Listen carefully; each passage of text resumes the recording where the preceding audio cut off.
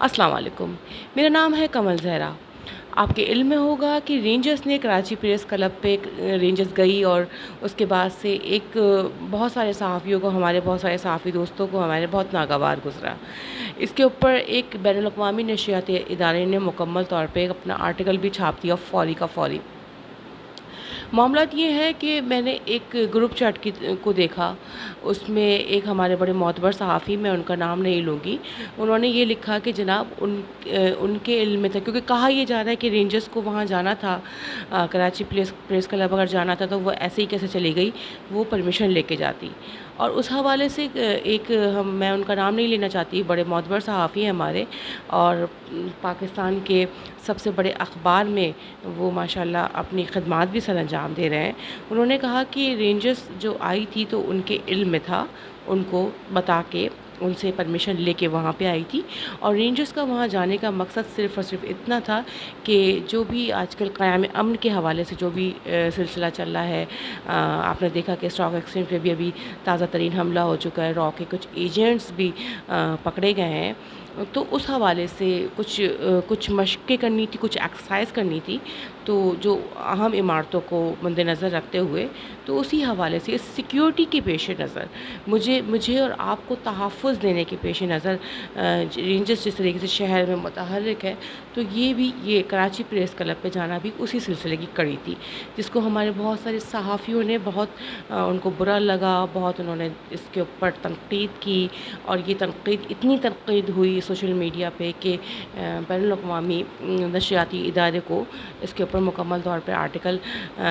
शाया करना पड़ा। और आपको पता ही है कि जैसे ही एंटी पाकिस्तान होती है, या एंटी अफ़वाज पाकिस्तान होती है, या पाकिस्तान की सिक्योरिटी के हवाले से बातें होती हैं,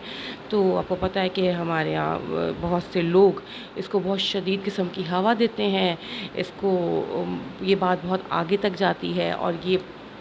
फिर बाद में बैनुल-अक़वामी तौर पे इसकी नज़रें, इन तमाम सिलसिले की नज़रें इस पे गड़ जाती हैं, और वही हो जाता है कि जनाब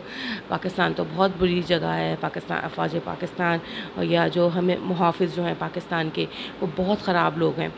तो मामला ये है कि हालिया वाक़े का मामला ये है कि बड़ी माज़रत के साथ कहूँगी, मुझे पता है कि जब ये मेरा व्लॉग बहुत से लोगों की सुनेंगे, बहुत से लोगों की नज़रों से गुज़रेगा, बहुत से लोगों की समात से गुज़रेगा, तो उनको गिरा साबित होगा, क्योंकि मसला ये है कि मैं बिल्कुल सच बोल रही हूँ, कि मसला ये है कि हमारे सहाफ़ी एक पेज पे नहीं है। हमारे सहाफ़ियों के दरमियान एक अलग सी जो एक पॉलिटिक्स चल रही है, वो भी बड़ी ख़तरनाक है, और वो ही एक बुनियादी नुक्ता है। आज जो मीडिया का जो सूरत हाल है, ज़राए इब्लाग़ का जो सूरत हाल है, उसकी वजह भी यही है कि सहाफ़ी ही सहाफ़ी को कबूल नहीं कर पा रहा है। रेंजर्स का मामला भी ये हुआ, रेंजर्स इजाज़त लेके गई, मगर एक ग्रुप ने दूसरे ग्रुप को बताना ज़रूरी ही नहीं समझा, और जो कराची प्रेस क्लब में जो लोग जाते रहते हैं, आते रहते हैं, वो मेरी इस बात की, अगर वो सच बोलते हैं तो वो तायद करेंगे, कराची प्रेस क्लब में कितने सारे ग्रुप हैं, और वो किस तरीके से एक की सोच दूसरे से नहीं मिल रही होती, दूसरे की सोच तीसरे से नहीं मिल रही होती, वो सब जानते हैं। वो किसी से ढकी छुपी बात नहीं है, कोई कहना नहीं चाहता, तो ये उसका डर है, खौफ है, या उसकी जो भी मामलात हैं वो नहीं कहना चाह रहा, पर मामला यही है कि लोग बटे हुए हैं, सहाफ़ी एक पेज पे नहीं है, सहाफ़ी बटे हुए हैं। तो एक ग्रुप को पता था कि जनाब रेंजर्स ने आना है, जिससे परमिशन ली थी, और एक ग्रुप को नहीं पता था। जिस ग्रुप को नहीं पता था उसने इसको बहुत हवा लगाई कि रेंजर्स की मजाल कैसे हो गई कि वो कराची प्रेस क्लब पे आ गई। और जब दूसरे ग्रुप को पता चला कि ये तमाम मामला हो गया, जिनको पता था, जिनसे पूछ के, जिनसे इजाज़त लेके, जिनके इल्म में बात लाके रेंजर्स वहाँ गई थी, उसने भी खामोशी, पहले तो जुर्रत इज़हार की, और उसके बाद हमारे जो माशाल्लाह इतने अपने आप को मर्द मुजाहिद कहने वाले सहाफ़ी हैं, उन्होंने खामोशी इख्तियार कर ली, क्योंकि शायद उनको लगा कि ये मामला बड़ा ख़राबी की नौयत पे जा रहा है, तो वो चुप हो गए। तो मैं तो समझती हूँ कि एक तो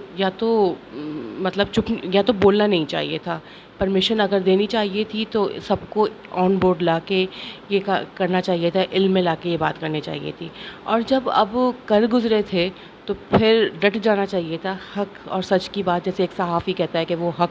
کی بات کرتا ہے، وہ سچ کی بات کرتا ہے، تو پھر وہ حق اور سچ نظر آنا چاہیے تھا۔ اس طریقے سے یہ تمام باتیں کرنا، کیونکہ ایک صحافی تو چلے صحافی تو ہے، مگر اس سے پہلے وہ ایک جس ریاست میں رہ رہا ہے اس کا شہری بھی ہے، جیسے کہ میں سب سے پہلے پاکستانی ہوں، اس کے بعد پھر میرا صحافی وغیرہ کا سلسلہ ہے، ایسا ہی اور لوگوں کا بھی ہونا چاہیے۔ میرے خیال میں بہت سے لوگوں کا، ہم سب لوگوں کا یہی ہونا چاہیے کہ ہمیں پہلے اپنی پاکستانیت کو دیکھنا چاہیے، اس کے بعد اپنے پروفیشن کو دیکھنا چاہیے۔ یہ رینجرز میں پہلے بھی کہہ چکی ہوں، اب پھر کہوں گی، پولیس بھی ہماری ہے، رینجرز بھی ہماری ہے، فوج بھی ہماری ہے، تو خدا را اپنے ذاتی مسائل کو ریاست کے حوالے سے مت ڈسکس کریں۔ ریاست پہلے ہے، پاکستان پہلے ہے، دیگر معاملات بعد میں ہیں۔ اگر آپ لوگوں کے آپس میں نہیں بنتی ہے، آپ لوگوں کے آپس میں معاملات خراب ہیں، تو ان معاملات کو کم سے کم ان معاملات سے تو نہ جوڑیں، اور کیونکہ اس سے پروفیشن بدنام نہیں ہوتا،